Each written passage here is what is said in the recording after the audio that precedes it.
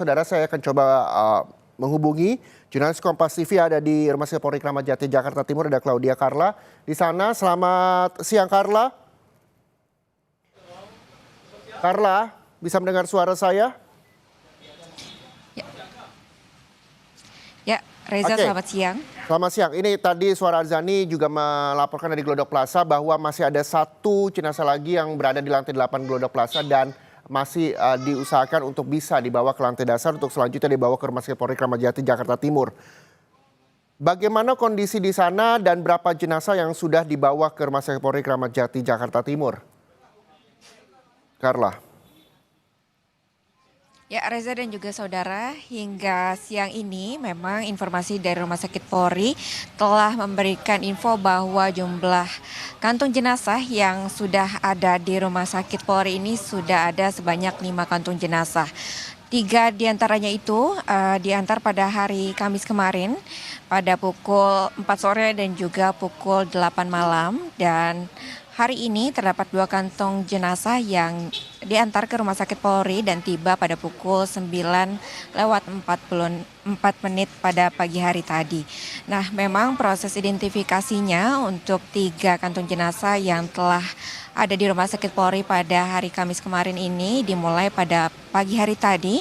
Tadi keterangan dari pihak Rumah Sakit Polri menjelaskan bahwa untuk proses identifikasi ini melibatkan metode antemortem, postmortem, dan juga tes DNA. Mengapa tes DNA ini kemudian penting untuk dilakukan? Karena memang penjelasannya kondisi jenazah yang tiba di Rumah Sakit Polri ini memang dalam keadaan terbakar, sehingga sangat dibutuhkan untuk adanya tes DNA untuk mengidentifikasi siapakah yang menjadi jenazah dan juga keluarga korban.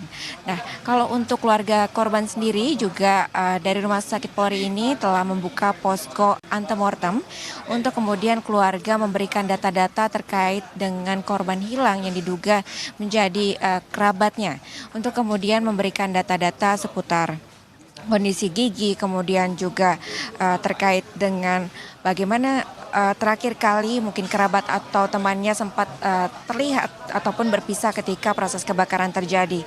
Nah, untuk keluarga korban sendiri yang hadir ini juga diimbau agar datang dengan keluarga yang memiliki hubungan darah secara dekat, misalkan seperti ayah, ibu, ataupun anak, karena untuk melakukan tes DNA kemudian agar dapat mencocokkan hasil tes DNA yang dilakukan pada jenazah yang berada dalam kantong-kantong jenazah yang sudah ada di Rumah Sakit Polri ini.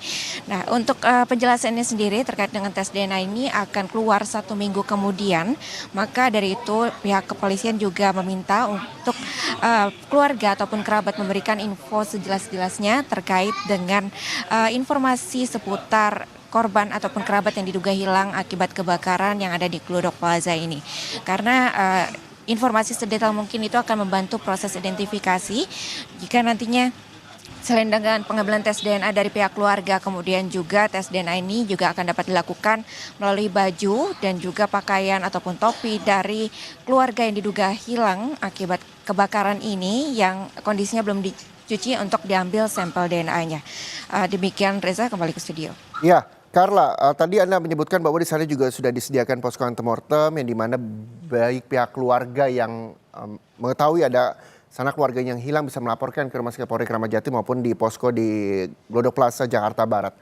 Lalu tadi Anda menyebutkan bahwa kalau bisa hadir juga orang-orang yang terdekat, anak, istri, suami ataupun orang tua yang mungkin bisa menyerahkan data di sana. Sampai siang hari ini sudah terlihatkah keluarga korban mungkin atau keluarga yang hadir di Rumah Sakit Polri Kramat Jati yang ingin melaporkan bahwa ada sanak keluarganya yang hilang atau menjadi korban kebakaran Glodok Plaza siang ini? Ya, Reza dan juga saudara, memang sejak dibukanya posko antemortem pada pagi hari ini di Rumah Sakit Polri, memang tampak keluarga dari korban hilang ini telah banyak yang mendatangi posko untuk memberikan data-data terkini terkait dengan kerabatnya yang diduga hilang. Dan laporan dari Rumah Sakit Polri sendiri, jumlah laporan yang telah masuk pada hari ini sudah mencapai 8 laporan. Dari 8 laporan yang ada ini, 2 diantaranya sudah dilakukan tes DNA. Dan hingga siang ini memang kerabat ataupun keluarga korban masih terus mendatangi posko antemortem ini. Tadi kami juga sempat sedikit berdiskusi, ada juga yang mengantar kemudian atasannya, kemudian karena salah satu karyawannya itu memang dinyatakan hilang olehnya karena saat itu pada terjadi kebakaran, atasannya ini meminta untuk ia melakukan salah satu perbaikan di salah satu tokonya. Hingga saat ini memang masih banyak dari pihak keluarga korban hilang maksud kami yang terus kemudian berlalu lalang dalam kondisi tentunya masih sangat dalam keadaan berduka. Iya, Carla, kalau tadi Anda katakan dan tadi tim damkar juga mengatakan bahwa ada 5 kantong jenazah yang telah dibawa di Rumah Sakit Polri 3 kemarin dan 2 hari ini.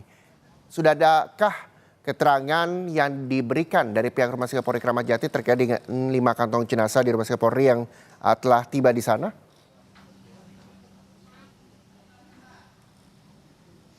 Ya memang untuk keterangan yang diberikan oleh Rumah Sakit Polri ini masih terkait dengan jumlah kantong jenazah yang ada di Rumah Sakit Polri dan juga terkait dengan progres yang sedang dilakukan yaitu proses identifikasinya sendiri.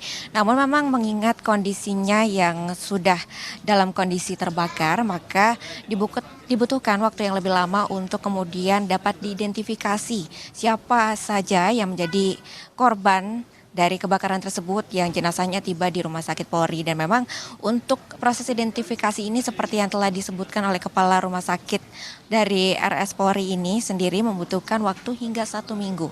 Sehingga memang sangat dibutuhkan data-data dari kerabat maupun korban, dari kerabat maupun keluarga korban maksud kami untuk memberikan data-data yang sangat spesifik mulai dari melakukan tes DNA yang dapat langsung dilakukan di posko antemortem yang berada di belakang saya saat ini yang ada di Rumah Sakit Polri, kemudian juga dari kerabatnya juga bisa ketika mungkin pada saat kebakaran ini sempat bersama dengan korban yang diduga hilang akibat kebakaran di Glodok Plaza ini, kemudian kapan terakhir kali melihat, kemudian kapan mungkin terpisahnya, itu akan sangat dibutuhkan data-datanya. Dan apabila dari sampel DNA dari pihak keluarga ataupun kerabat ini belum memungkinkan untuk pencocokan DNA selanjutnya akan dilakukan melalui pakaian ataupun topi ataupun hal-hal yang melekat pada tubuh korban yang belum dicuci.